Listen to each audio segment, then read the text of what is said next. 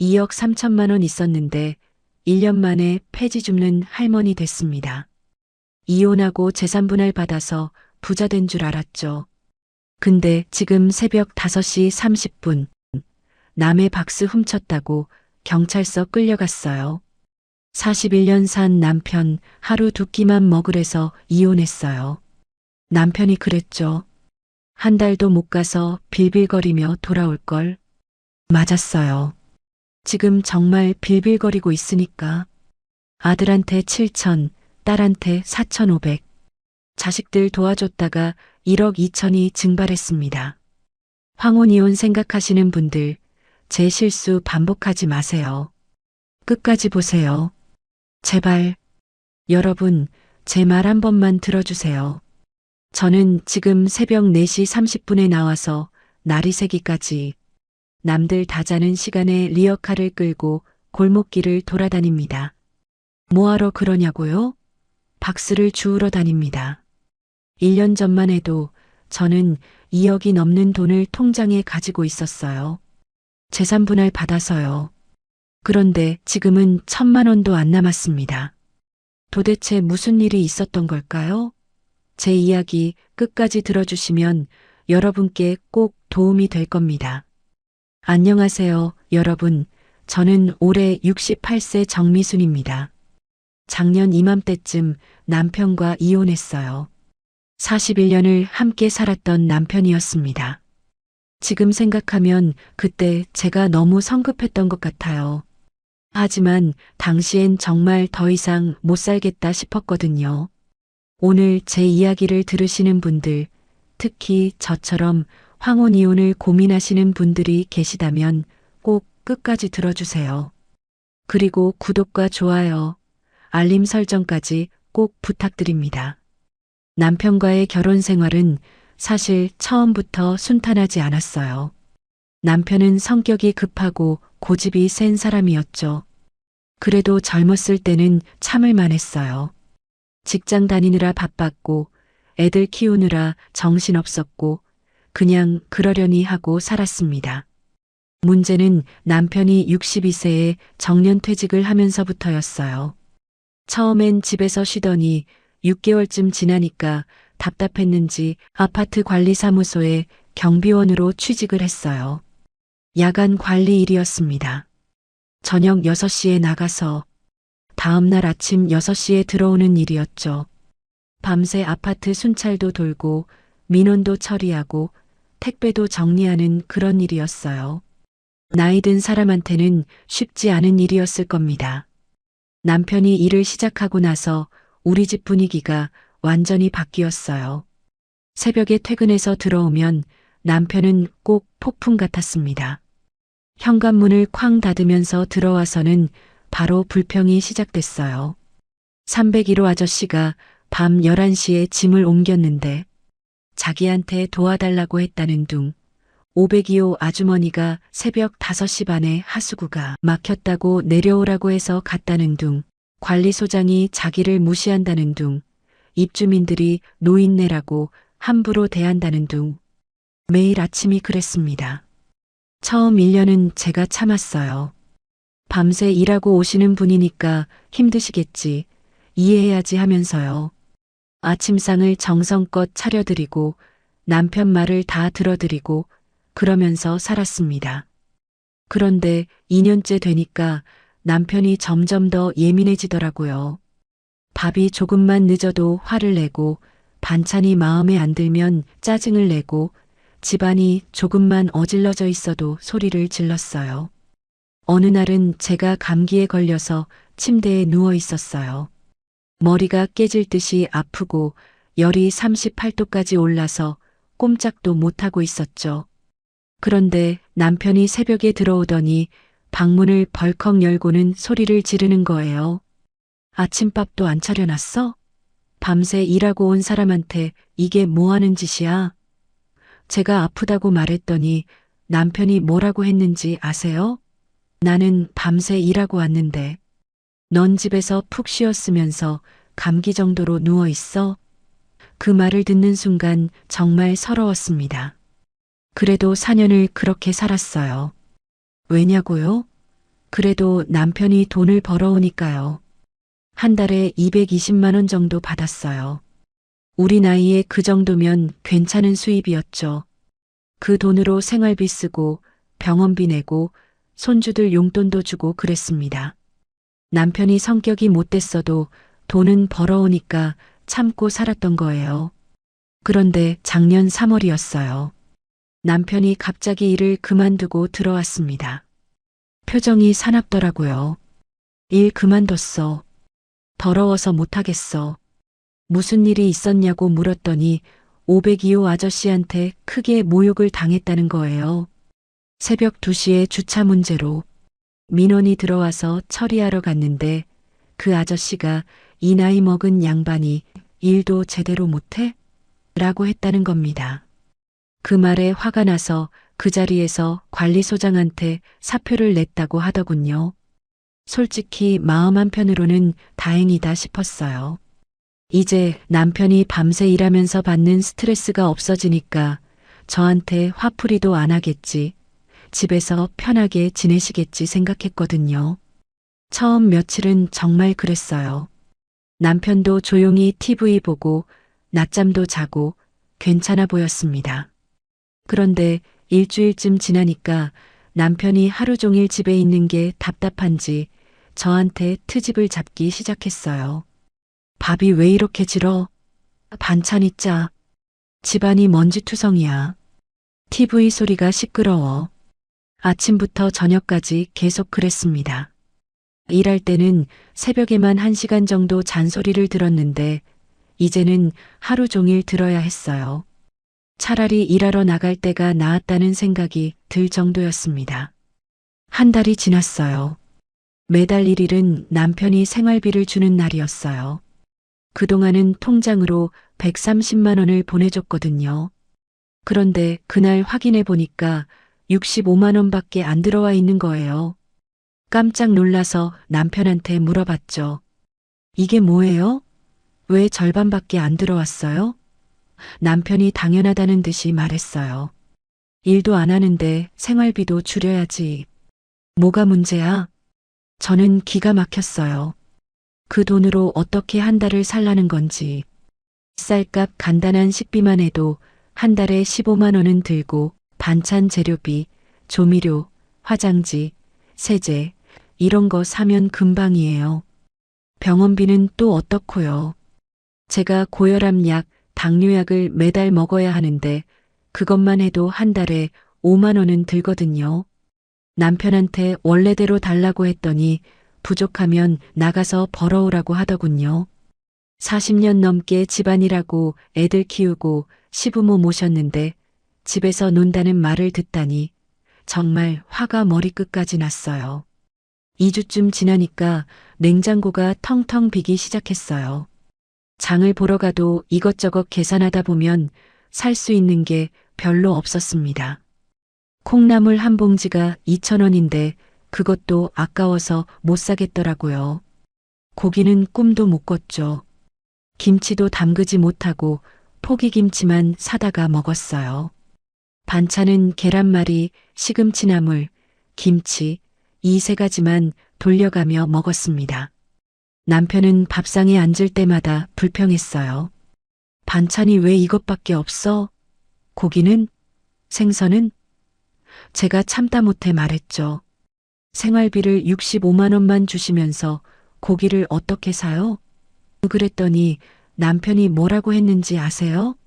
그럼 하루 2끼만 먹어. 우리 나이에 3끼나 먹을 필요 있어? 아침 점심만 먹으면 되지. 그 순간 정말 뭔가 끊어지는 기분이었어요.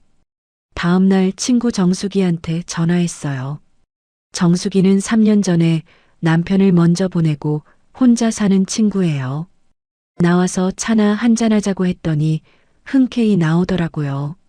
동네 카페에서 만나 이야기를 나눴어요.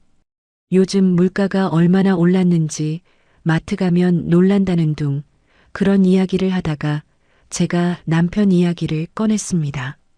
남편이 일을 그만둔 것, 생활비를 절반으로 줄인 것, 하루 2끼만 먹으라고 한 것까지 다 털어놨어요. 정수기가 듣더니 한숨을 쉬며 말했어요. 아니, 세상이 얼마나 변했는데 아직도 그렇게 살아? 나 같으면 못 참아. 제가 그럼 어떻게 하냐고 물었더니 정수기가 단호하게 말했습니다. 이혼해. 그렇게 사느니 차라리 혼자 사는 게 100배 나아. 저는 고개를 저었어요. 이 나이에 이혼하면 뭐 먹고 사냐고, 돈도 없는데 어떻게 혼자 살겠냐고 했죠. 그랬더니 정수기가 자신 있게 말했어요. 뭐가 걱정이야? 재산 분할 받으면 되잖아. 요즘은 이혼할 때 재산 절반은 무조건 받을 수 있어. 집도 반반 나누고 국민연금도 나눠받고. 나는 지금 국민연금 분할받은 거하고 기초연금 합쳐서 한 달에 받는데 혼자 살기 충분하더라. 정수기는 보증금 5천만 원짜리 작은 아파트에서 혼자 살고 있었어요. 가끔 만나보면 문화센터도 다니고 복지관에서 운동도 하고 친구들이랑 여행도 다니더라고요. 혼자 사는데 오히려 더 행복해 보였습니다. 정수기가 물었어요. 너 국민연금 얼마나 나오는지 알아? 저는 모른다고 했어요. 남편이 통장 관리를 다 하니까 저는 생활비만 받아서 쓸 뿐이었거든요. 정수기가 혀를 찼어요. 그것도 모르고 산다고? 너희 남편 직장 40년 다녔으면 국민연금 많이 나올 텐데. 그거 절반만 받아도 한 달에 40만 원은 넘게 나올 거야. 거기에 기초연금 33만 원 합치면 70만 원 넘지. 월세 30만 원짜리 작은 방 하나 얻으면 한 달에 40만 원으로 충분히 살 수 있어. 정숙이 말을 들으니까 희망이 생기는 것 같았어요. 집에 돌아오는 길에 계속 생각했어요. 정말 이혼을 해야 하나? 41년을 함께 산 사람인데. 하지만 앞으로 또 10년, 20년을 이렇게 살 수는 없을 것 같았어요. 그날 밤 잠을 한숨도 못 잤습니다. 며칠을 고민하다가 결심했어요. 일주일 후 저녁 남편이 TV 보고 있을 때 말했습니다. 여보, 우리 이혼해요. 남편이 깜짝 놀라서 저를 쳐다봤어요. 뭐, 지금 뭐라고 했어? 이혼하자고요. 더는 이렇게 못 살겠어요. 남편 얼굴이 빨개지더니 소리를 질렀어요. 나이가 몇인데 이혼? 미쳤어? 나가서 뭐 먹고 살려고? 저도 지지 않고 말했습니다. 재산 분할 받을 거예요. 법적으로 절반은 제 거예요. 연금도 나눠 받을 거고요. 남편이 비웃었어요. 좋아해봐. 한 달도 못 가서 빌빌거리며 돌아올 걸. 그 말에 더 화가 났어요. 두고 봐요. 절대 안 돌아올 테니까. 그날 이후로 우리는 한 달 동안 한마디도 안 하고 지냈습니다. 각방 쓰고 밥도 따로 먹고 완전히 남남처럼 지냈어요. 변호사를 찾아갔어요. 상담을 받았더니 재산 분할이 가능하다고 했습니다. 아파트가 시세로 4억 8천만 원 정도 되는데 대출 3천만 원을 빼면 4억 5천만 원이니까 제 몫은 2억 2,500만 원이라고 했어요. 국민연금도 혼인 기간 동안 남편이 낸 돈의 절반을 제가 받을 수 있다고 했습니다.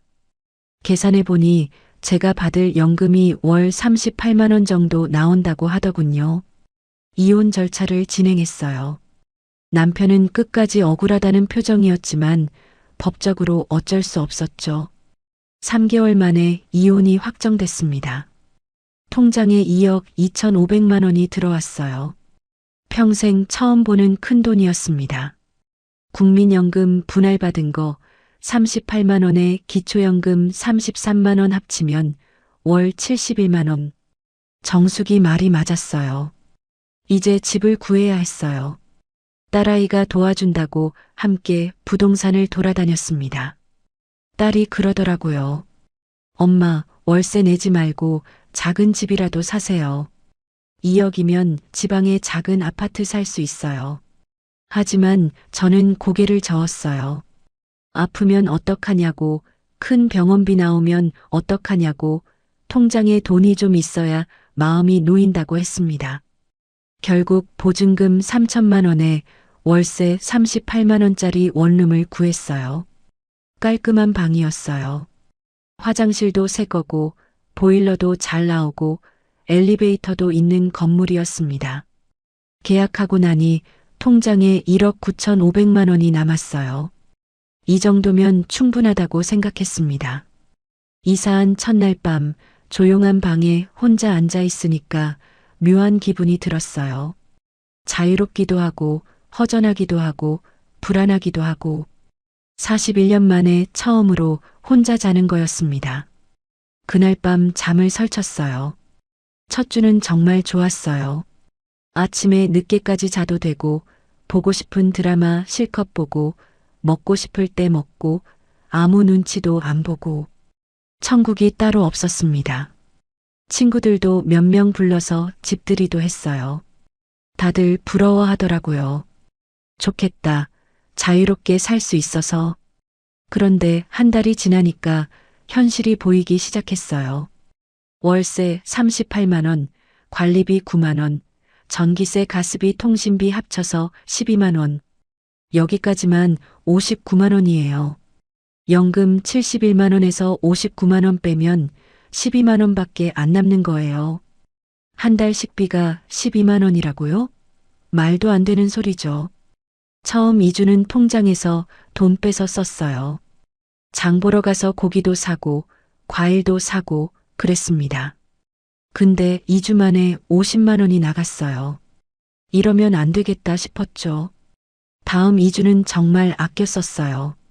고기는 안 사고 두부랑 계란으로만 반찬 만들고 과일은 바나나만 사고 그래도 30만 원이 나갔습니다. 한 달에 80만 원이 나간 거예요. 계산해 봤어요. 연금 71만 원에서 고정비 59만 원 빼면 12만 원. 근데 실제로는 매달 80만 원씩 쓰니까 부족한 게 68만 원. 그럼 통장에서 매달 68만 원씩 나간다는 거잖아요. 그 생각을 하니까 잠이 안 왔습니다. 일자리를 알아봐야겠다고 생각했어요. 다음 날부터 여기저기 전화했습니다.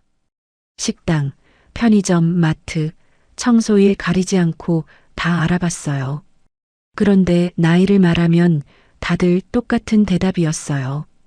죄송합니다. 저희는 60세 이하만 채용하고 있습니다.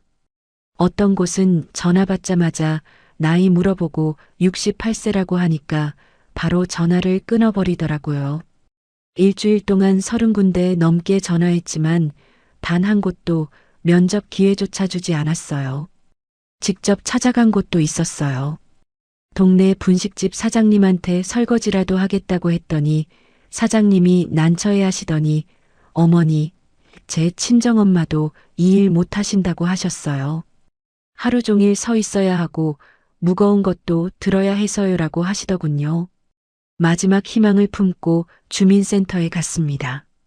공공근로 신청하러요. 직원분이 컴퓨터를 보시더니 지금은 모집 기간이 아니고 4개월 후에 다시 모집합니다. 그때 신청하시면 됩니다라고 하셨어요. 4개월 그때까지는 일 없이 지내야 한다는 거였죠. 집으로 돌아와서 또 계산해 봤어요. 4개월이면 통장에서 270만 원 정도 빠져나간다는 계산이 나왔습니다. 남은 돈 1억 9천만 원에서 270만 원 빼면 1억 6,700만 원. 그래도 괜찮다고 생각했어요.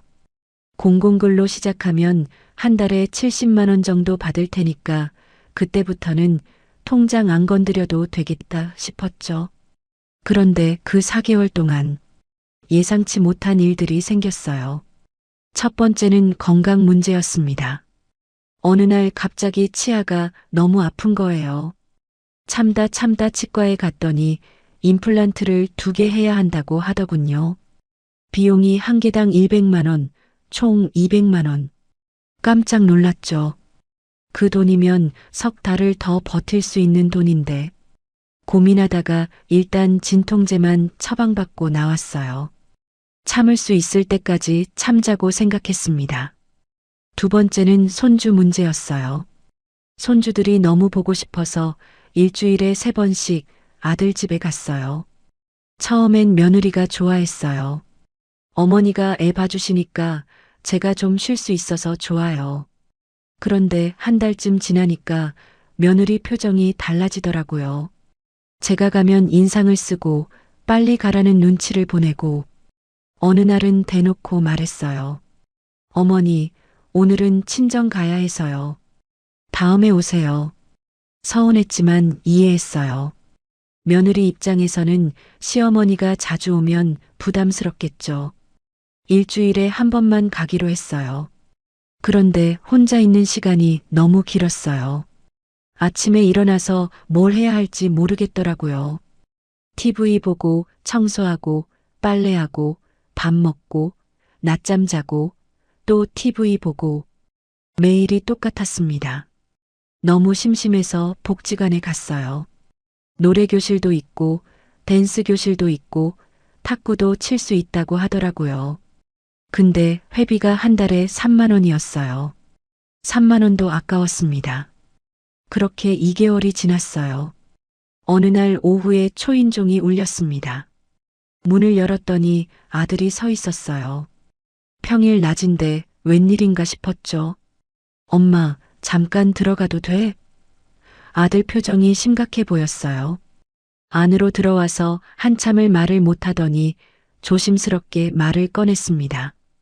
엄마, 죄송한데 엄마한테 부탁드릴 게 있어서 왔어요. 무슨 일이냐고 물었더니 전세 계약 만료가 다가오는데 집값이 너무 올라서 7천만 원이 부족하다는 거예요. 2년 전에 전세 3억 2천에 들어갔는데 지금은 4억을 달라고 한답니다. 아들이 계속 말했어요. 은행 대출도 한도가 꽉 찼고 제 저축도 다 털어서 모아봤는데 7천만 원이 모자라요. 엄마, 7천만 원만 빌려주실 수 있을까요? 2년 후에 전세 끝나면 무조건 갚을게요. 제발 부탁드려요. 아들이 고개를 숙이며 말했어요. 며느리가 둘째를 임신했는데 이사 갈 곳이 없어서 매일 울고 있다고 했습니다. 친정에서도 도와줄 형편이 안 된다고. 제 아들이 평생 저한테 손 한 번 벌린 적이 없는데 그렇게 간절하게 부탁하는데 어떻게 거절하겠어요. 마음이 아팠습니다. 그래, 알았어. 2년 후에 꼭 갚아야 한다. 아들이 눈시울을 붉히며 엄마 정말 감사합니다. 평생 잊지 않을게요라고 말했어요. 그날 저녁 아들 통장으로 7천만 원을 보냈습니다. 통장 잔고를 보니 1억 900만 원이 남았더라고요. 그래도 1억은 넘으니까 괜찮다고 생각했어요. 2년만 기다리면 받을 수 있으니까요.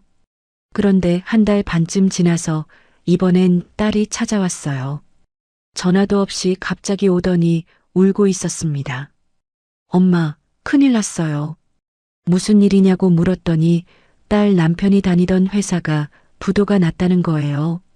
갑자기 월급도 못 받고 퇴직금도 못 받고 쫓겨났다고 했습니다. 딸이 계속 울면서 말했어요. 오빠는 엄마한테 7천만 원이나 빌렸잖아요.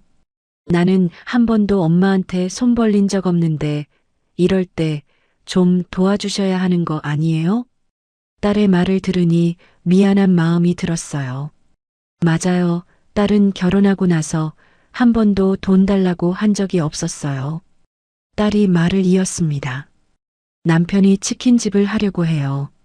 가맹비랑 인테리어비, 첫 재료비까지 합치면 6,500만 원이 필요한데 우리가 모은 돈이 2천만 원밖에 안 돼요. 엄마, 4,500만 원만 빌려주세요.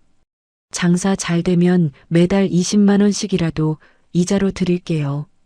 3년 안에 다 갚을게요. 매달 20만 원이라는 말에 귀가 솔깃했어요.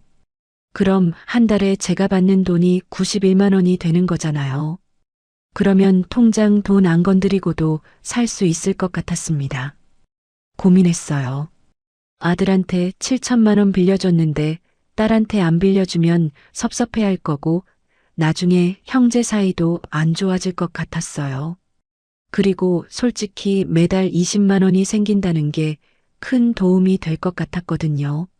알았어. 그런데 매달 이자는 꼭 줘야 해. 엄마도 생활해야 하니까. 딸이 막 안기면서 엄마 사랑해요. 정말 감사해요라고 했습니다. 다음 날 딸 통장으로 4,500만 원을 보냈어요. 통장 잔고를 확인했더니 6,400만 원이 남아 있었습니다. 1억 9천만 원이던 돈이 2달 만에 6,400만 원으로 줄어든 거예요. 가슴이 철렁 내려앉았어요. 하지만 곧 마음을 다잡았습니다. 괜찮아. 딸이 매달 20만 원씩 줄 거니까. 그럼 한 달에 91만 원이고 고정비 59만 원 빼면 32만 원 남잖아. 32만 원이면 식비로 충분하지. 아들도 2년 후면 갚을 거고. 그렇게 생각하니까 좀 마음이 편해졌어요. 첫 달에는 딸이 약속대로 20만 원을 보내줬어요. 너무 고맙더라고요. 그 돈으로 고기도 사고 과일도 샀습니다. 그런데 두 번째 달에는 15만 원만 들어왔어요. 딸한테 전화했더니 엄마 미안해요. 이번 달 장사가 좀 안 됐어요. 다음 달에 25만 원 드릴게요라고 하더군요. 세 번째 달에는 10만 원. 네 번째 달에는 아예 안 들어왔어요. 딸한테 전화했더니 울면서 말하더라고요. 엄마, 장사가 진짜 안 돼요. 한 달 매출이 300만 원밖에 안 나와요. 여기서 재료비, 임대료, 인건비 빼면 남는 게 하나도 없어요. 빚만 늘어나고 있어요. 엄마, 미안해요. 이자는 당분간 못 드릴 것 같아요. 제가 물었어요. 그럼 원금은 언제 갚을 수 있어? 딸이 한참을 말이 없더니 솔직히 모르겠어요. 이러다가 치킨집 문 닫아야 할 것 같아요라고 했습니다. 머리가 하얘졌어요. 4,500만 원이 날아가는 건가? 그날 밤 잠을 한숨도 못 잤습니다. 아들한테도 전화해 봤어요. 아들아, 엄마가 좀 힘들어. 7천만 원을 다는 못 받아도 조금이라도 먼저 갚을 수 없니? 아들이 난처해하는 목소리로 말했어요. 엄마 미안해요. 그 돈이 지금 전세금으로 묶여 있잖아요. 2년 후에 이사 나가야 집주인이 돌려주는 거예요. 중간에 어떻게 할 방법이 없어요. 전화를 끊고 통장을 펼쳐봤어요. 6,400만 원에서 생활비로 4개월 동안 쓴 게 270만 원, 5,870만 원이 남았더라고요. 딸한테서 받은 이자 45만 원을 더하면 5,915만 원. 이 돈으로 앞으로 어떻게 살아야 하나 막막했습니다. 그래도 공공근로 시작 날짜가 다가왔어요. 2주 후면 시작이었습니다. 그때까지만 버티면 된다고 생각했어요. 드디어 공공근로 첫 출근 날. 공원 입구에 20명 정도 모였어요. 대부분 60대 후반에서 70대 초반으로 보이는 분들이었습니다. 다들 서로 아는 사이인지 반갑게 인사를 나누고 계셨어요. 한 분이 앞으로 나서더니 자기소개를 했어요. 저는 2조의 반장 김영희입니다. 올해로 공공근로 5년째 하고 있어요. 새로 오신 분들 손 들어보세요. 저를 포함해서 4명이 손을 들었습니다. 반장이 우리를 하나씩 쳐다보더니 일을 배정했어요. 박 씨는 쓰레기 수거, 최 씨는 낙엽 쓸기, 이 씨는 화단 정리, 정 씨는 화장실 청소. 정 씨가 바로 저였어요. 화장실이라는 말에 가슴이 철렁했지만 어쩔 수 없었습니다. 일단 시작은 해야 하니까요. 공원 화장실로 갔어요. 문을 여는 순간 코를 찌르는 냄새에 인상을 찌푸렸습니다. 남자 화장실, 여자 화장실, 장애인 화장실, 총 3곳을 청소해야 한다고 했어요. 고무장갑을 끼고 청소를 시작했습니다. 변기를 닦고, 바닥을 닦고, 거울을 닦고, 휴지를 보충하고, 한 화장실 청소하는데 40분 정도 걸렸어요. 3곳 다 하니까 2시간이 훌쩍 넘었습니다.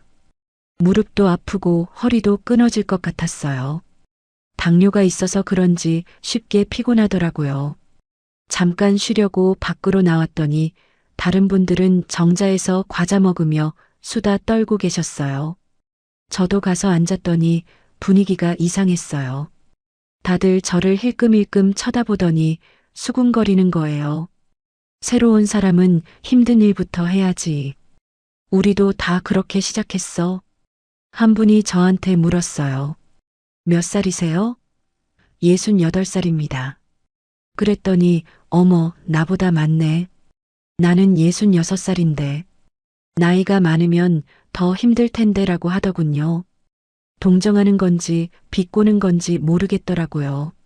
한 달을 그렇게 일했어요. 매일 화장실만 청소했습니다. 다른 사람들은 일주일에 한 번씩 일을 바꿔가면서 했는데 저만 계속 화장실이었어요. 참다 못해 반장한테 말했습니다. 반장님, 한 달 했으니까 이제 다른 일로 좀 바꿔주시면 안 될까요? 반장이 퉁명스럽게 말했어요. 원래 처음 배정받은 일을 끝까지 해야 해요. 공공근로 끝날 때까지요. 그럼 6개월 동안 계속 화장실만 해야 한다는 말씀이세요? 당연하죠. 규칙이에요. 그런 규칙이 어디 있어요? 주민센터에 물어봐야겠어요. 제 말에 반장 얼굴이 굳어지더니 차갑게 말했어요. 하기 싫으면 나가세요. 할 사람 많아요. 다음 날 주민센터에 찾아갔어요. 담당 직원한테 사정을 설명했습니다. 새로운 사람한테만 화장실 청소 6개월 시키는 게 맞나요? 너무 불공평한 것 같은데요. 직원이 난처한 표정으로 말했어요. 공식적인 규칙은 아닌데 현장에서 그렇게 하고 있다면 저희가 직접 개입하기는 어렵습니다. 반장님께 한 번 더 말씀해 보시는 게 어떨까요? 그날 오후 일하러 갔더니 분위기가 싸늘했어요. 반장이 저를 노려보더니 큰 소리로 말했어요. 정 씨, 주민센터 가서 고자질했다며? 제가 대답도 하기 전에 다른 사람들이 수군거렸어요. 에이, 그러면 안 되지. 우리도 다 참고 했는데. 완전히 왕따가 된 기분이었습니다. 그날부터 아무도 저한테 말을 걸지 않았어요. 점심시간에도 혼자 떨어져서 먹어야 했고 도와주는 사람도 없었습니다. 일주일을 버텼는데 어느 날 화장실 청소를 같이 하던 분이 갑자기 일을 바꿨어요. 그분은 이제 낙엽 쓸기를 하고 저는 화장실 3곳을 혼자 다 청소해야 했습니다. 혼자 하니까 시간이 모자랐어요. 점심시간도 제대로 못 쉬고 계속 청소해야 겨우 끝낼 수 있었습니다. 무릎이 너무 아파서 병원에 갔더니 관절염이라고 하더군요. 주사 맞고 파스 받아서 붙였지만 나아지지 않았어요. 2주를 더 버텼지만 정말 못하겠더라고요. 이러다가 몸 완전히 망가지겠다 싶었습니다. 주민센터에 가서 그만둔다고 했어요. 직원이 어머니 중간에 그만두시면 다음 공공근로 모집 때 불이익이 있을 수 있어요 라고 했지만 상관없었습니다. 당장 몸이 아픈데 나중 일이 무슨 소용이에요. 사표를 냈습니다.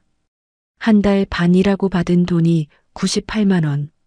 그 돈도 병원비로 15만 원 나가고 관절에 좋다는 영양제 사는데 8만 원 나갔어요. 통장을 확인했더니 5,980만 원이 남아 있었습니다. 이 돈으로 얼마나 버틸 수 있을까 계산해 봤어요. 한 달에 80만 원씩 쓴다고 치면 74개월, 6년 정도. 그때 제 나이가 74세.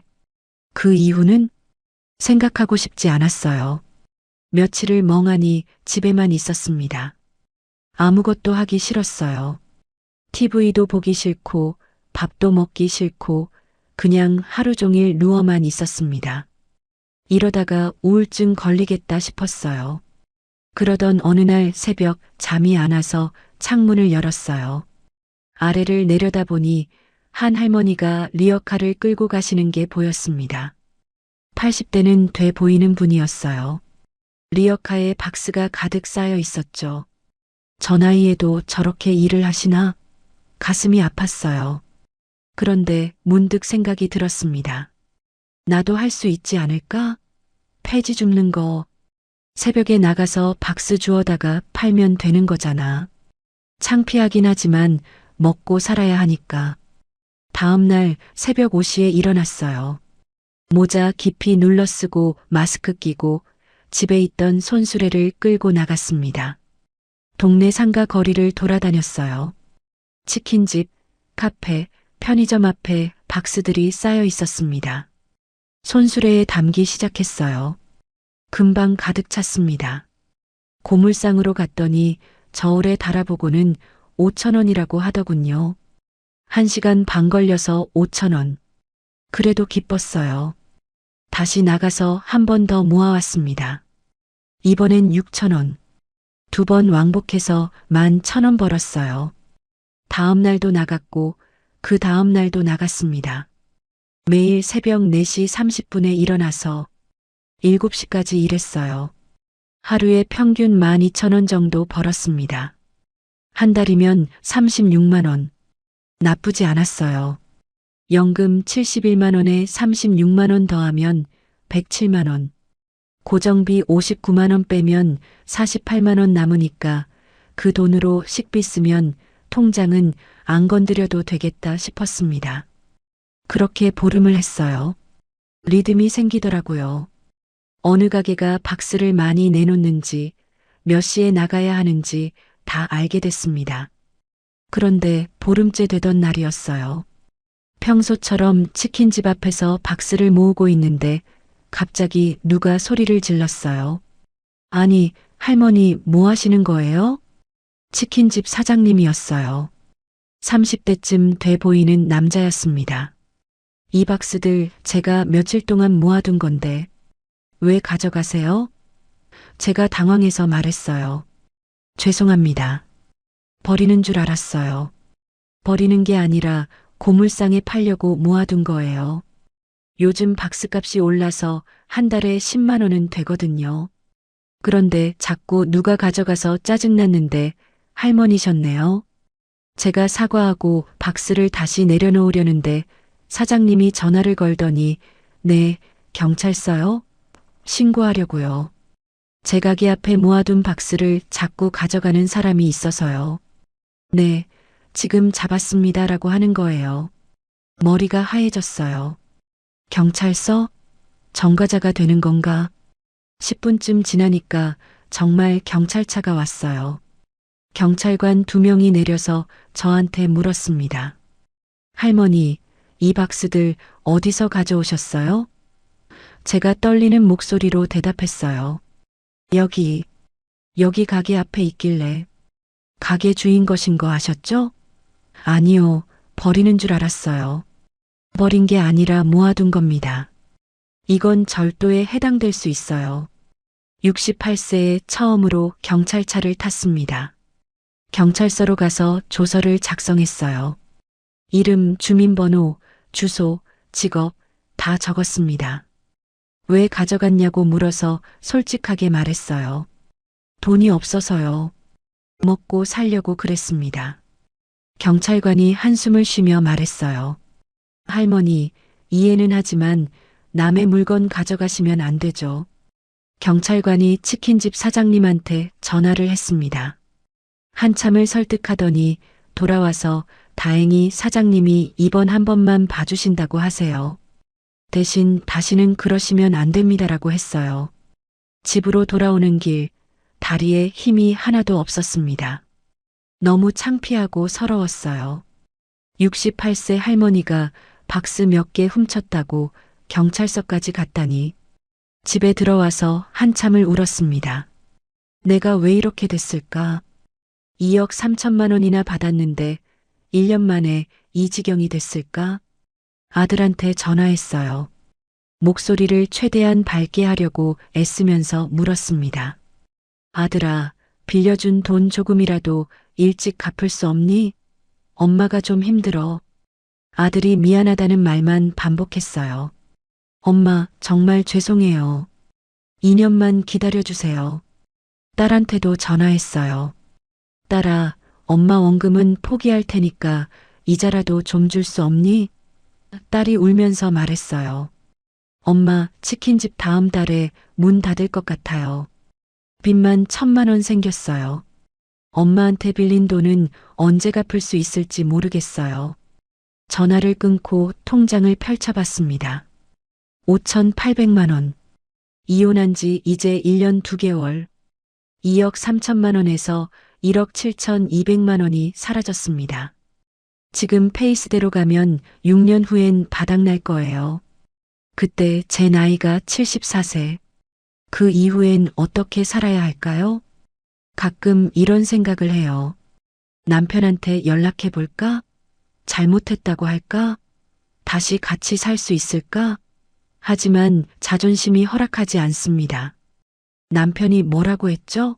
한 달도 못 가서 빌빌거리며 돌아올 걸. 그 말이 맞았어요. 지금 정말 빌빌거리고 있으니까요. 어제 새벽에 다른 동네로 가봤어요. 여기서 버스 타고 40분 거리에 있는 동네요. 거기는 저를 아는 사람이 없으니까 덜 창피할 것 같아서요. 박스를 주었습니다. 아무도 신고하지 않았어요. 고물상에서 10,000원을 받았습니다. 오늘도 나갔고 내일도 나갈 겁니다. 이게 지금 제가 할 수 있는 유일한 일이니까요. 여러분, 제 이야기 어떻게 들으셨나요? 저는 여러분께 이혼하지 말라고 말씀드리는 게 아닙니다. 정말 힘들면 이혼하는 게 맞을 수도 있어요. 하지만 저처럼 준비 없이, 계획 없이 하시면 안 됩니다. 연금만으로는 절대 살 수 없어요. 특히 월세를 내야 한다면 더욱 그렇습니다. 일자리도 구하기 어렵습니다. 나이가 많으면 아무도 안 받아줘요. 자식들도 각자 사정이 있어서 도와줄 수 없을 때가 많습니다. 빌려준 돈도 돌려받기 어렵습니다. 만약 이혼을 결심하신다면 꼭 이것만은 기억하세요. 재산분할 받은 돈으로 집을 사세요. 월세 내지 마시고요. 그래야 고정비가 줄어듭니다. 그리고 그 돈 절대 자식들한테 빌려주지 마세요.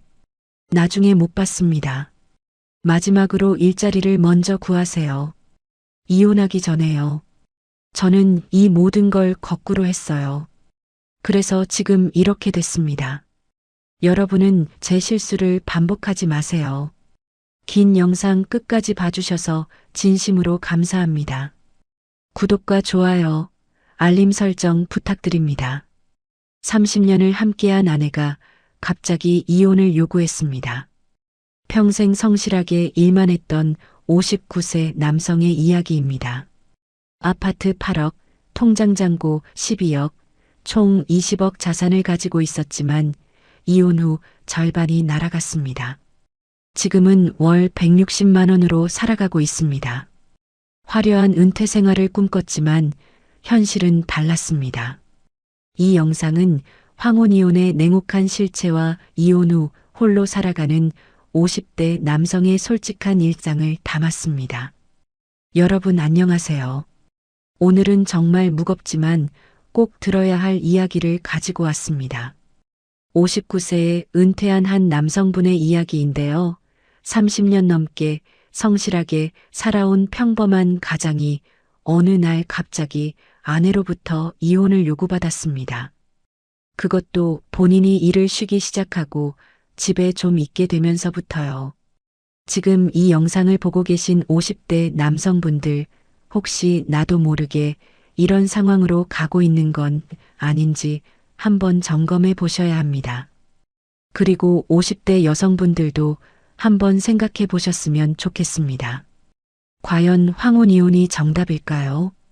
이분은 고졸입니다. 군대 제대하고 이틀째 되는 날 5살 위 선배가 찾아왔다고 합니다. 현장이 바쁘니까 며칠만 도와달라고 했대요. 그렇게 시작한 일이 평생 직업이 됐습니다. 선배는 목수였고 그분도 그렇게 건설 현장에 발을 들여놓게 된 거죠. 1990년 2월의 일입니다. 그때 일당이 8만 원이었다고 하네요. 다른 친구들은 월급으로 70만 원 받을 때 이분은 28일 일하면 200만 원이 넘게 손에 쥐었습니다. 지금으로 따지면 엄청난 돈은 아니지만 그때는 상당한 고수입이었죠. 28세에 결혼했습니다. 결혼 5년 만에 8천만 원을 저축했다고 합니다. 여러분, 5년에 8천만 원이요. 어떻게 가능했을까요? 본인은 악착같이 일했고 아내는 정말 알뜰하게 살림을 꾸렸기 때문입니다. 외식 한 번 안 하고 옷 한 벌 사는 것도 아껴가며 모은 돈이었습니다. 아들 둘을 낳았습니다. 큰아들은 2025년 3월에 결혼했고 작은 아들은 아직 혼자라고 하네요. 별다른 탈 없이 평범한 결혼 생활을 이어왔습니다. 남들이 보기엔 정말 모범적인 가정이었죠. 그런데 2024년도 들어서면서 일감이 확 줄었습니다. 건설 경기가 안 좋아지면서 현장 일이 뚝 떨어진 거예요. 자연스럽게 집에 있는 시간이 많아졌습니다. 이분은 생각했습니다. 이제 나이도 있고 평생 고생했으니까 좀 쉬어도 되겠지. 그동안 모아놓은 돈도 있고 아파트도 있고 통장 잔고도 제법 되니까 말이죠. 아파트 시세가 8억, 통장 잔고가 12억 합치면 20억의 자산을 가지고 있었습니다. 50대 후반에 20억이면 결코 적은 돈이 아니죠. 그런데 문제는 여기서부터 시작됐습니다. 집에 있는 시간이 많아지니까 아내의 불평이 시작된 겁니다. 처음엔 사소한 거였어요. 왜 집에서 이것도 안 하고 저것도 안 하냐? 하루 종일 TV만 보냐? 이런 얘기들이었죠. 그런데 점점 심해지더니 급기야 힘들다는 말을 하기 시작했습니다. 일상이 힘들다는 거예요. 30년 넘게 같이 살던 남편이 집에 있으니까 일상이 힘들다고요. 여러분 구독, 좋아요는 정말 큰 힘이 됩니다. 알림 설정까지 눌러주시면 유익한 영상 먼저 받아보실 수 있습니다. 정말 감사합니다. 이분이 처음엔 이해가 안 됐다고 합니다. 평생 밖에서 고생하면서 돈 벌어왔는데 이제 좀 쉬려고 하니까 불평이라니. 그동안 아내는 집에서 편하게 지냈잖아요. 물론 육아하고 살림하느라 힘들었겠지만 현장에서 몸 쓰는 일에 비하면 낫지 않겠냐는 생각이 들었던 거죠. 그런데 아내 생각은 달랐습니다. 지금까지는 남편이 밖에 있으니까 본인만의 시간과 공간이 있었는데 갑자기 남편이 하루 종일 집에 있으니까 숨이 막힌다는 겁니다. 이게 바로 황혼이혼의 가장 큰 원인 중 하나입니다. 남편은 평생 일만 했고 아내는 평생 집안일만 했습니다. 각자의 영역이 확실히 구분돼 있었던 거죠. 그런데 은퇴하고 나면 남편이 아내의 영역에 들어오게 됩니다. 30년, 40년을 혼자 관리하던 공간에 갑자기 누군가 들어오는 거예요. 이게 얼마나 스트레스인지 아십니까? 여러분이 회사에서 일하는데 갑자기 옆에서 누가 하루 종일 지켜본다고 생각해 보세요. 그것도 매일이요. 얼마나 답답하겠습니까? 아내는 결국 이혼을 요구했습니다. 갑자기였습니다. 어느 날 아침에 차분하게 앉더니 이혼하자고 했대요. 이분은 처음엔 농담인 줄 알았습니다. 30년 넘게 살았는데 무슨 이혼이냐고요. 아이들도 다 컸고 이제 편하게 살 나이인데 왜 이혼을 하냐고 물었습니다. 아내의 대답은 간단했습니다. 더 이상 같이 살 수 없다는 거였습니다. 이유를 물어도 명확한 답은 없었습니다. 그냥 힘들다는 말만 반복했죠. 이분은 설득을 시도했습니다. 뭐가 문제인지 얘기하면 고치겠다고, 앞으로 잘하겠다고 했습니다. 하지만 아내의 마음은 이미 떠난 뒤였습니다. 대화가 안 됐어요. 그러다 결국 법적으로 가게 됐습니다. 법정 다툼이 시작된 겁니다. 이혼 소송이라는 게 정말 처참합니다. 30년 동안 함께 쌓아온 모든 것들을 돈으로 계산하고 나눠야 하거든요. 재산 분할 과정에서 이분은 큰 충격을 받았습니다. 아파트 8억은 공동 명의였으니까 반씩 나눠야 하는 건 이해했습니다. 그런데 통장 잔고 12억도 반을 줘야 한다는 겁니다. 본인이 평생 현장에서 땀 흘려번 돈인데 절반을 줘야 한다니요. 물론 법적으로는 혼인 기간 중에 형성된 재산은 부부 공동 재산이 맞습니다. 아내가 집안 살림을 하고 아이를 키우는 동안 남편이 돈을 벌 수 있었던 거니까요. 하지만 막상 당사자가 되면 받아들이기 힘듭니다. 이분도 그랬습니다. 현장에서 여름에는 땡볕 아래서 겨울에는 칼바람 맞으면서 일했습니다. 손가락이 시퍼렇게 얼어서 망치질도 제대로 못할 때가 많았습니다. 높은 데서 떨어질 뻔한 적도 수도 없이 많았고요. 그렇게 목숨 걸고 번 돈인데 그냥 반을 내줘야 한다는 게 억울했던 겁니다. 결국 합의가 안 돼서 재판까지 갔습니다. 재판 과정에서 변호사 비용만 몇 천만 원이 나갔습니다. 서로 감정이 상한 상태에서 진행되다 보니 필요 이상으로 길어졌고 비용도 많이 들었죠. 결론은 예상대로였습니다. 재산의 절반을 아내에게 줘야 했습니다. 아파트는 팔아서 나눴고 통장 잔고도 반씩 나눴습니다. 20억이 10억으로 줄어든 겁니다. 이혼이 확정되고 나서 이분은 완전히 다른 삶을 살게 됐습니다. 아파트를 팔고 나니 살 곳이 없었습니다. 10억을 가지고 다시 아파트를 사자니 위치나 평수가 마음에 안 들었습니다. 그렇다고 전세를 살 수도 없었어요. 전세금을 묶어두면 생활비가 부족할 것 같았거든요. 고민 끝에 월세로 방 2개짜리 작은 아파트를 얻었습니다. 보증금 5천만 원에 월세 80만 원짜리였습니다. 남은 돈으로는 생활비를 써야 했습니다. 10억에서 보증금 5천만 원 빼면 9억 5천만 원이 남습니다. 이 돈을 예금에 넣으면 이자가 연 3% 정도 나옵니다. 1년에 2,850만 원, 한 달에 237만 원 정도 되죠. 여기서 월세 80만 원 내면 157만 원이 남습니다. 생활비로 쓸 수 있는 돈이 한 달에 157만 원인 겁니다. 그런데 실제로는 그것도 안 됩니다. 세금도 내야 하고 병원비도 들어가고 갑자기 목돈 나갈 일도 생기거든요. 그래서 이분은 한 달에 100만 원 정도를 생활비로 쓰기로 했습니다. 나머지는 모아두거나 예상치 못한 일에 대비하려고요. 월 100만 원으로 사는 게 쉽지 않습니다. 월세 80만 원 내면 20만 원밖에 안 남거든요. 그래서 이분은 다시 일을 시작했습니다. 인력사무소에 나가기 시작한 겁니다. 한 달에 5일 정도만 일합니다. 하루 일당이 15만 원에서 20만 원 정도 나옵니다. 5일 일하면 75만 원에서 100만 원 정도 됩니다. 이 돈으로 생활비를 충당하는 거죠.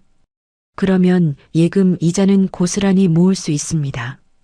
인력사무소 일이라는 게 쉽지 않습니다.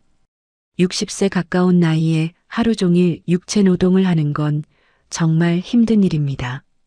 젊었을 때는 하루에 10시간씩 일해도 괜찮았는데 지금은 5시간만 일해도 온몸이 쑤십니다. 무릎도 아프고 허리도 아픕니다. 그래도 해야 합니다. 안 하면 생활이 안 되니까요. 이분 주변에도 비슷한 사람들이 많습니다. 인력사무소에 나오는 50대, 60대 남성들 중에 황혼 이혼하고 온 사람들이 꽤 많다고 합니다. 다들 비슷한 사연을 가지고 있습니다. 평생 일만 하다가 은퇴하고 집에 있으니까 아내가 이혼하자고 했다는 거죠. 그전까지는 별 문제 없이 살았는데 갑자기 이혼 통보를 받는 겁니다. 왜 이런 일이 생길까요? 가장 큰 이유는 부부 사이에 대화가 없었기 때문입니다. 이분도 30년 동안 아내랑 제대로 대화해 본 적이 거의 없다고 합니다. 밥 먹고 TV 보고 자는 게 일상이었어요. 주말에도 피곤해서 집에서 쉬기만 했습니다. 아내가 어디 가자고 하면 귀찮아했죠. 아내의 고민이 뭔지, 무슨 생각을 하는지 전혀 몰랐습니다.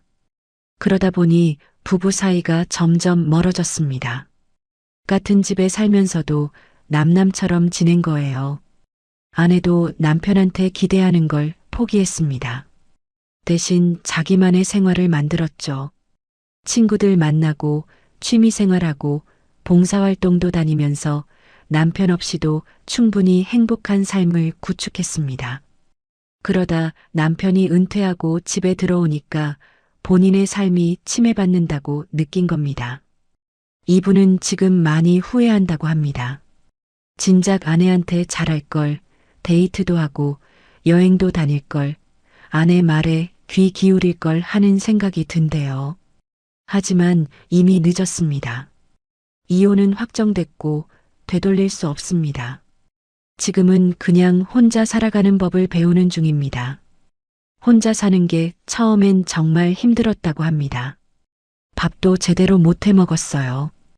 평생 아내가 차려준 밥만 먹다가 갑자기 혼자 해 먹으려니 어떻게 하는지 모르겠더랍니다. 처음 몇 달은 거의 배달 음식이나 편의점 도시락으로 때웠습니다. 한 달 식비가 100만 원 넘게 나왔어요. 이러다간 안 되겠다 싶어서 요리를 배우기 시작했습니다. 유튜브 보면서 간단한 요리법을 익혔습니다. 계란 프라이, 라면, 김치찌개 같은 기본적인 것부터 시작했어요. 지금은 제법 요리를 할 줄 압니다. 한 달 식비도 30만 원 정도로 줄었습니다. 장을 볼 때도 꼭 필요한 것만 삽니다. 과일도 비싼 건 안 사고 제철 과일 위주로 삽니다. 고기도 자주 안 먹습니다. 한 달에 두세 번 정도만 사서 먹어요. 빨래도 본인이 합니다. 빨래방 가면 한 번에 5천 원씩 나가는데 집에서 손빨래하면 돈이 안 듭니다. 옷도 많이 안 삽니다. 입던 거 계속 입습니다. 이발도 한 달에 한 번 1만 원짜리 미용실에서 합니다. 이렇게 아끼고 아껴서 한 달에 80만 원 안에서 생활합니다. 외로움은 어쩔 수 없습니다. 혼자 밥 먹고 혼자 TV 보고 혼자 자는 게 처음엔 너무 외로웠습니다. 주말이 특히 힘들었어요. 예전에는 아내랑 아들들이랑 같이 있었는데 지금은 혼자니까요. 아들들이 가끔 연락하긴 하는데 자주는 아닙니다. 아들들도 본인들 생활이 바쁘니까요. 큰아들은 결혼해서 자기 가정이 있고 작은아들은 회사 일로 바쁘고요. 친구들을 만나려고 해도 쉽지 않습니다. 다들 가정이 있고 바쁘니까요. 그나마 인력사무소에서 만나는 사람들이랑 이야기하는 게 위안이 됩니다. 비슷한 처지의 사람들이니까 서로 이해도 되고 공감도 되고요. 가끔 일 끝나고 같이 소주 한잔하면서 하루를 마무리합니다. 소주 한 병에 3천 원이니까 부담도 안 되고요. 이분이 가장 힘든 건 미래에 대한 불안입니다. 지금은 건강해서 일을 할 수 있는데 나중에 아프면 어떻게 하나 걱정됩니다. 병원비가 많이 들어가면 생활이 안 될 수도 있거든요. 10억이 있다고 해도 평생 쓸 돈은 아닙니다. 앞으로 20년, 30년을 살아야 하는데 그 기간 동안 병원비까지 생각하면 빠듯합니다. 국민연금은 65세부터 받습니다. 한 달에 60만 원 정도 나온다고 합니다. 이것도 받으면 큰 도움이 됩니다. 인력사무소에서 버는 100만 원과 아르바이트 80만 원을 합치면 한 달 수입이 180만 원 정도 됩니다. 여기서 월세 관리비 80만 원 내고 생활비로 80만 원 쓰면 딱 맞습니다. 그러면 예금 이자는 고스란히 모을 수 있죠. 하지만 언제까지 일을 할 수 있을지 모릅니다. 65세까지는 할 수 있을 것 같은데 그 이유는 모르겠습니다. 70세 넘어서까지 인력사무소 일을 할 순 없잖아요. 그때 가면 국민연금과 예금 이자로만 살아야 하는데 그게 가능할지 불안합니다. 이분은 지금 50대 남성분들에게 꼭 하고 싶은 말이 있다고 합니다. 일만 하지 말라는 겁니다. 물론 돈을 벌어야 가족을 먹여 살리죠. 그건 맞습니다. 하지만 그것만으로는 부족하다는 겁니다. 아내와의 관계도 신경 써야 합니다. 일주일에 한 번이라도 같이 식사하고 이야기 나누고 데이트도 하라는 겁니다. 아내가 무슨 생각을 하는지 관심을 가지라고 합니다. 요즘 뭐가 힘든지, 무슨 고민이 있는지 물어보라고요. 그리고 들어주라고 합니다. 해결책을 제시하지 않아도 됩니다. 그냥 들어주기만 해도 아내는 고마워한답니다. 하지만 대부분의 남자들은 그걸 모릅니다. 이분도 30년 동안 그랬습니다. 아내 말을 제대로 들어준 적이 없었어요. 은퇴 준비도 부부가 같이 해야 한다고 합니다. 혼자 계획 세우지 말고 아내랑 같이 의논하라는 겁니다. 은퇴하고 나서 뭘 할 건지, 어디서 살 건지, 어떻게 지낼 건지 미리미리 이야기해야 합니다.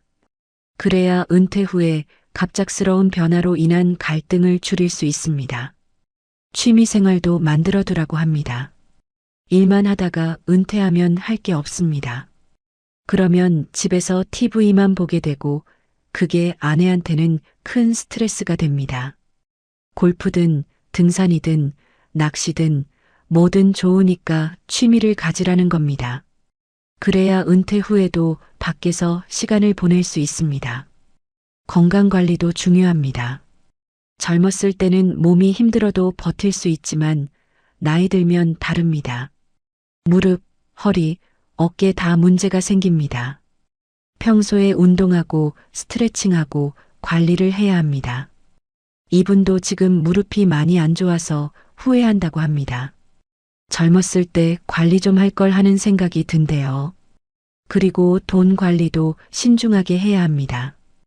은퇴 후에 필요한 돈이 생각보다 많습니다. 병원비, 생활비, 주거비 다 고려하면 최소한 5억에서 10억은 있어야 합니다. 국민연금만으로는 부족합니다. 개인연금이나 예금, 투자 등으로 노후 자금을 마련해야 합니다. 하지만 가장 중요한 건 역시 부부관계라고 합니다. 아무리 돈이 많아도 혼자 살면 행복하지 않습니다. 이분도 10억이 있지만 외롭습니다. 돈으로는 외로움을 채울 수 없거든요. 젊었을 때 아내랑 관계를 잘 유지했더라면 지금 이렇게 혼자 살지 않았을 거라고 후회합니다. 물론 모든 황혼이혼이 남편 잘못만은 아닙니다. 아내 쪽에도 문제가 있을 수 있습니다. 하지만 대부분의 경우 남편이 관계에 소홀했던 게 큰 원인입니다. 일에만 몰두하고 가정을 돌보지 않았던 거죠. 그 결과가 황혼이혼으로 나타나는 겁니다. 이분은 지금도 가끔 아내 생각이 난다고 합니다. 30년을 같이 살았는데 어떻게 안 나겠습니까? 하지만 연락하진 않습니다. 연락해도 소용없다는 걸 알거든요. 아내는 이미 새로운 삶을 살고 있을 겁니다. 본인도 이제는 받아들이고 적응하려고 노력합니다. 월 80만 원으로 사는 생활이 쉽진 않지만 불가능하진 않습니다. 검소하게 살면 됩니다. 사실 젊었을 때도 검소하게 살았으니까 크게 다르진 않습니다. 다만 혼자라는 게 힘들 뿐이죠. 그래도 살아야 합니다. 아직 인생이 남았으니까요. 이분은 앞으로의 계획도 있습니다. 일단 건강을 유지하면서 가능한 한 오래 일하려고 합니다. 그래서 돈을 좀 더 모으고요. 그리고 70세쯤 되면 시골에 작은 집을 얻어서 조용히 살려고 합니다. 텃밭 가꾸면서 자급자족하는 삶을 꿈꿉니다. 그게 이분의 소박한 꿈입니다. 여러분, 이 이야기가 남의 일 같지 않으시죠? 황혼이혼은 정말 흔합니다. 통계를 보면 전체 이혼 중에서 50대 이상 이혼이 차지하는 비율이 계속 늘고 있습니다. 특히 코로나 이후로 더 많아졌어요. 남편들이 집에 있는 시간이 늘어나면서 갈등이 커진 거죠. 이혼은 정말 힘든 과정입니다. 재산 분할도 문제지만 정서적으로도 큰 상처를 남깁니다. 30년, 40년을 같이 산 사람과 헤어진다는 게 쉬운 일이 아니거든요. 이혼 후에도 한참 동안 우울증에 시달리는 사람들이 많습니다. 그래서 예방이 중요합니다. 지금부터라도 부부관계를 돌아보세요. 아내와 제대로 대화하고 있나요? 아내의 고민을 알고 있나요? 같이 미래를 계획하고 있나요? 만약 그렇지 않다면 지금부터라도 시작하세요. 늦었다고 생각할 때가 가장 빠른 때입니다. 오늘 저녁에 아내한테 저녁 같이 먹으러 가자고 해보세요. 그리고 아내 이야기를 들어주세요. 무슨 생각을 하는지, 요즘 뭐가 힘든지 물어보세요. 그리고 진심으로 들어주세요. 그게 시작입니다. 그렇게 조금씩 관계를 회복해 나가는 겁니다. 이분의 이야기가 여러분에게 경각심을 주었으면 좋겠습니다. 일만 열심히 한다고 해서 행복한 노후가 보장되는 게 아닙니다. 돈도 중요하지만 관계가 더 중요합니다. 특히 부부 관계가 가장 중요합니다. 함께 늙어갈 사람과의 관계를 소중히 여기세요. 그리고 은퇴 준비도 철저히 하세요. 재정적인 준비뿐만 아니라 정서적인 준비도 필요합니다. 은퇴 후에 뭘 할 건지, 어떻게 지낼 건지 미리 계획하세요. 취미도 만들고, 친구도 사귀고, 건강도 관리하세요. 그래야 행복한 노후를 보낼 수 있습니다. 마지막으로 이분이 하신 말씀을 전합니다. 인생은 혼자 사는 게 아니라고 합니다. 가족, 친구, 이웃과 함께 사는 거라고요. 그 중에서도 배우자와의 관계가 가장 중요하다고 합니다. 그 관계를 소중히 여기지 않으면 나중에 후회한다고요. 본인처럼 말이죠. 여러분, 오늘 영상이 도움이 되셨다면 구독과 좋아요 부탁드립니다. 그리고 주변의 50대 이상 분들께 이 영상을 공유해 주세요. 한 분이라도 황혼이혼의 아픔을 겪지 않도록 도와주세요. 다음 영상에서도 유익한 내용으로 찾아뵙겠습니다. 감사합니다.